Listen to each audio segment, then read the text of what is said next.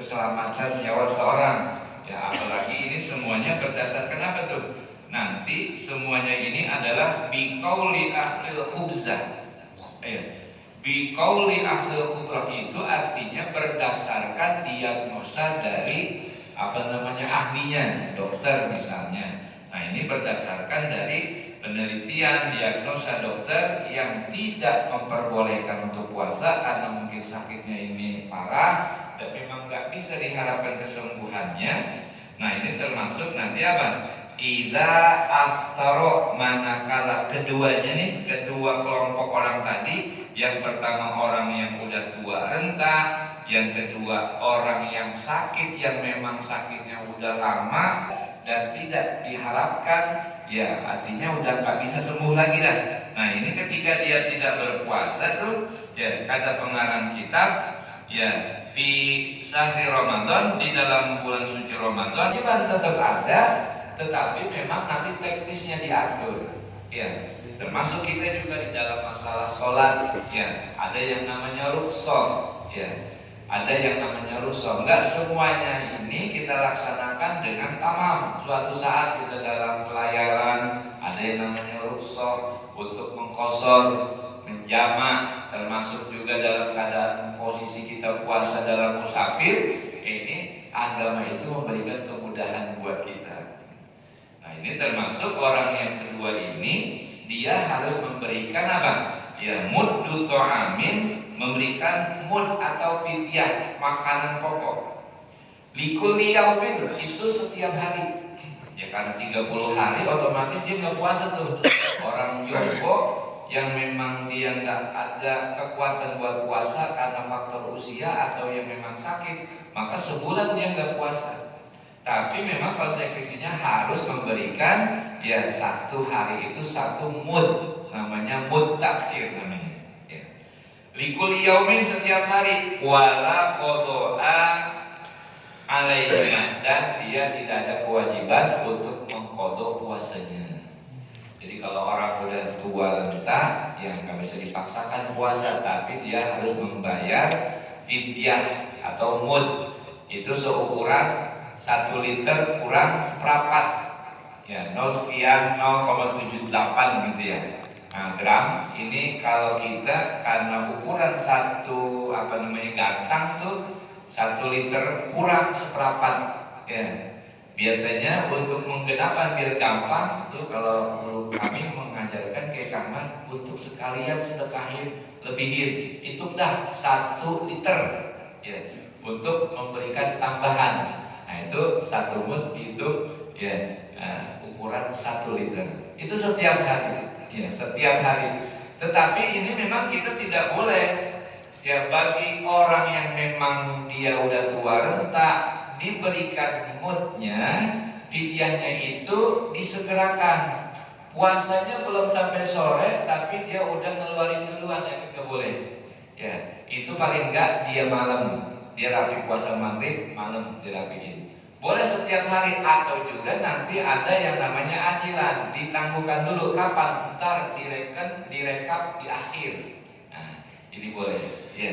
Jadi ada teknisnya dua seperti itu. Yang nggak boleh, ya sebelum dia rapiin puasanya nih, ya per hari kulayaumin, siang, padahal belum sampai sore buka puasa, dia udah ngasihin mud yang setiap hari, itu nggak boleh. Kenapa? Karena orang belum selesai melaksanakan ibadah puasanya. Jadi setelah maghrib baru itu setiap hari seperti itu. Ya, ini buat orang-orang yang memang sakit, yang nggak ada kesembuhan, dan orang yang memang sudah tua. Dia jadi nggak ada kewajiban qada, ya hanya membayar diganti dengan fidyah atau mud.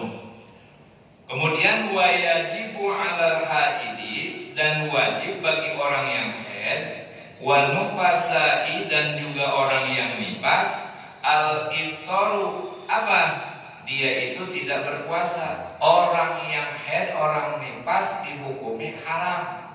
Jangan mentang-mentang pengen puasa, lo nggak boleh. Ya, ini orang yang haid, orang nifas itu dia haram untuk melakukan ibadah puasa. Fi Ramadan, di bulan suci Ramadan, wa ghairihi, dan juga di luar bulan suci Ramadan. Ya, baik di hari Asri atau juga di puasa Senin Kamis, ini tetap yang namanya orang yang haid, orang nifas itu dalam keadaan junub namanya, maka nggak boleh tuh melakukan ibadah-ibadah.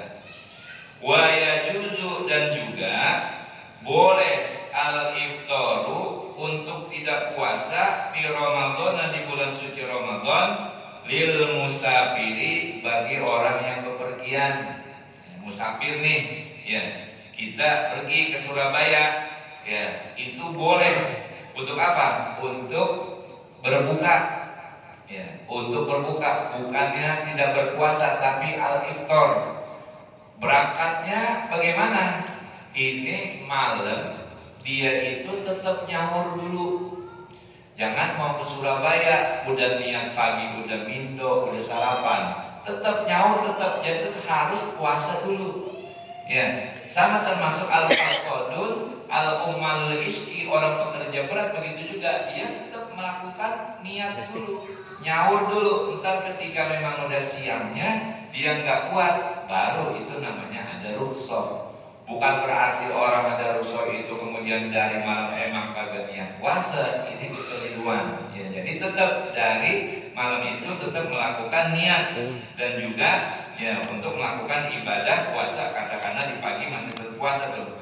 Ini perjalanan musafir ini adalah idakana safaruhu tawilan, perjalanan yang memang jauh, yang mencapai 2 marhalah. Kalau kita biasanya itu ada perbandingan, ada 80 kilo, ada 85, ada 90, ya. Tapi yang umum kita ikhtiar pakainya yang 90 km. Ya, 90, 85 udah boleh. Jadi kalau 2 pasah itu mencapai 90 km diperbolehkan untuk mengqashar jamak, termasuk juga orang yang boleh berbuka pada saat melaksanakan ibadah puasa. Ini jaizan, perjalanan yang diperbolehkan, bukan perjalanan yang maksiat, ya. Nah, ini termasuk hal yang diperbolehkan bagi musafir tuh. Al-saumi, bagi puasa min ghairi masyaqqatin, bukan karena faktor kesulitan. Ya. Ini lau qadra ala saumi, sekalipun dia mampu untuk berpuasa. Ya. Sekalipun dia mampu berpuasa, dia ada kemampuan kuat, tetapi memang ada kerusuhan di situ. Ya. Maka di sini dikatakan wal afdhalu lahu, dan yang paling utama bagi musafir ayyasuma, agar dia tetap berpuasa iza lam yahsul lahu masyaqqatun, manakala tidak didapati adanya kepayahan.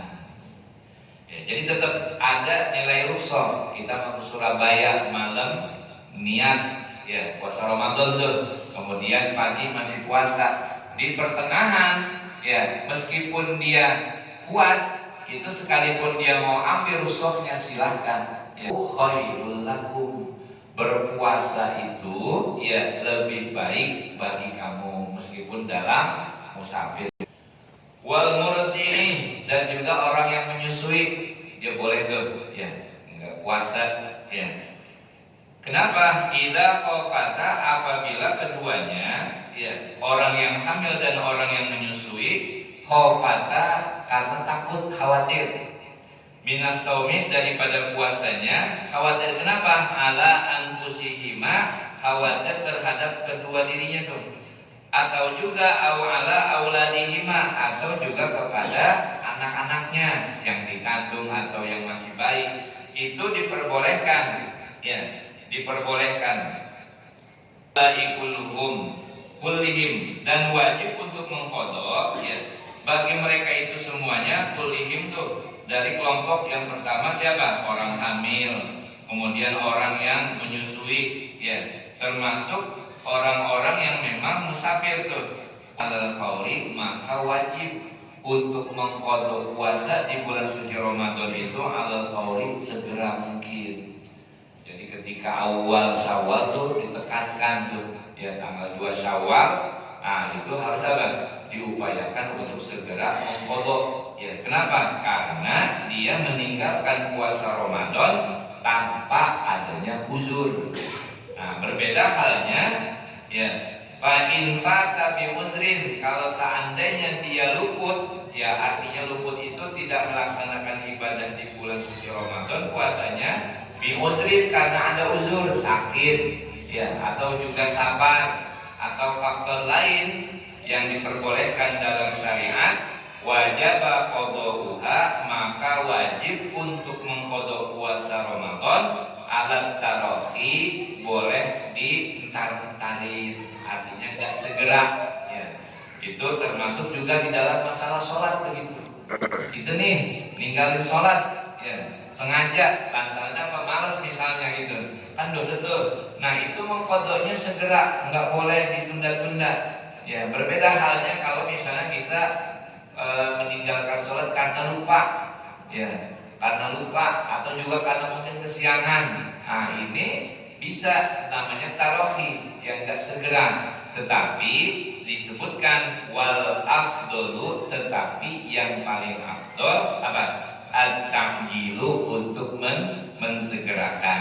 Jadi setiap ibadah meskipun ada konsekuensinya karena lantaran kita ada uzur, itu pada hak normalnya adalah boleh ditunda, ya artinya boleh kita entar-entarin untuk menggantinya, tetapi tetap agama menyarankan agar qada kita itu adalah disegerakan. Kemudian kita lanjutkan yang terakhir, faslun fima yalzamu bil iftar. Ini pasal tentang menjelaskan hal yang mesti dengan sebab adanya berbuka. Ya. Manfaatahu siyamu min Ramadan. Barang siapa orang yang meninggalkan puasa Ramadan bi'udrin, karena ada sebab uzur, kamarodin misalnya sakit, wa mata, kemudian dia meninggal dunia, qabla ayyatamakana min qadaihi, ya sebelum dia memungkinkan untuk melakukan qada itu. Falaisa lahu tadarukun, maka tidak ada baginya untuk menyusul atau mengganti. Nah ini terkait dengan ketika orang ninggalin puasa Ramadan, ya sakit karena ada uzur, ada upaya karena memang gak ada jeda yang memungkinkan dia buat qada. Nah ini orang yang seperti ini, maka dia tidak memiliki apa? Tidak memiliki kewajiban untuk mengqada dan juga tidak memberikan fidyah. Kenapa? Karena ada uzur yang begitu panjang, kagak ada jeda bagi dia kesembuhan sehingga dia memungkinkan untuk mengqada, itu nggak ada tuh. Nah, ini sampai dia meninggal.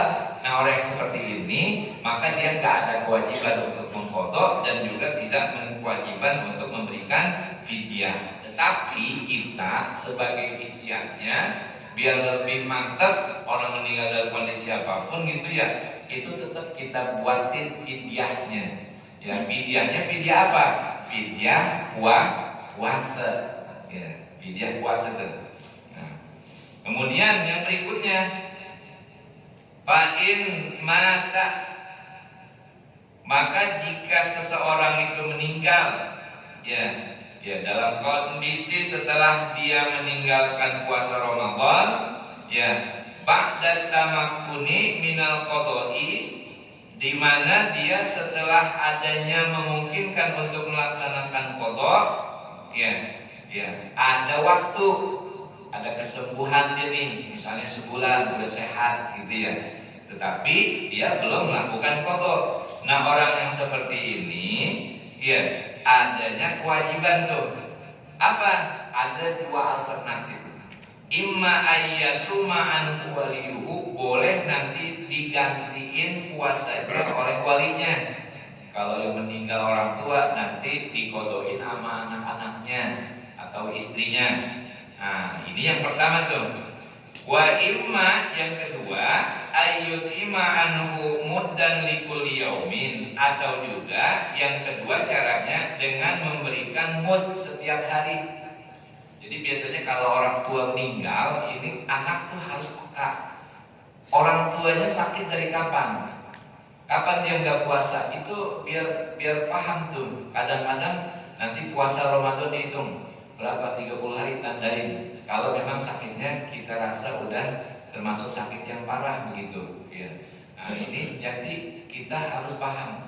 Sholatnya juga bagaimana tuh? Kita liatin. Nah ini kewajiban siapa? Kewajiban anak-anaknya yang memang tahu, jangan sampai nanti ya orang tua dalam kondisi sakit itu tidak kita cover ibadahnya. Ini repot, ya.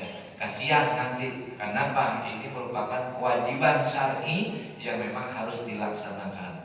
Nah itu di akhir mud-mud mutaakhirah nanti dihitung tuh, ya. Nanti ketika seandainya meninggal, oh ya berapa hari dia nggak puasa, kita gantiin. Boleh kita kodoin anak-anaknya, ya puasanya, atau juga nanti kita buatkan mudnya, ya. Berapa hari orang tua kita nggak puasa Ramadan, bisa 30, berarti 30 mud.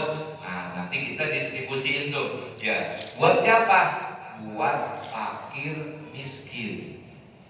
Mud ini ya adalah khusus yang kita berikan kepada fakir miskin.